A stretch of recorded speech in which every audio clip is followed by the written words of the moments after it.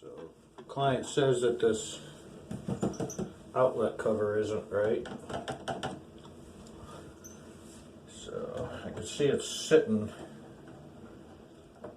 aside from this gap, it's also sitting out from the wall, which means the box isn't set right inside there.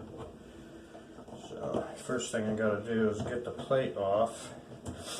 And sometimes you get lucky and there's a stud right here that you could just put a piece of filler wood in there, but it's usually going to run along the door. Well, it's always going to run along the door, called the king stud. So in this case, that's what the box is going to be attached to for sure. So fixing this, I can either put a piece of drywall, tape, and mud right here and just kind of fill that, which isn't always the strongest, because when you tighten that plate back down, it can crack that, you know. But you can layer up some paint and it'll be stronger. So sometimes the only thing you can do is like cut this bigger, or like cut back to here and then add a piece of wood that comes across and gives you something to nail to actually fill that.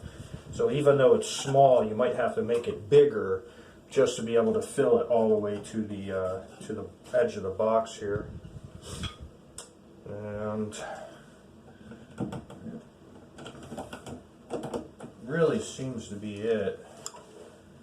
It's sitting back, the box is sitting back pretty far, but that shouldn't be a problem. So, yeah, that's one. I've got 5 receptacles and outlets to fix. Some of them are going to be mudded with tape, and some of them are going to have extra drywall installed with a piece of wood, all of that. So we'll see.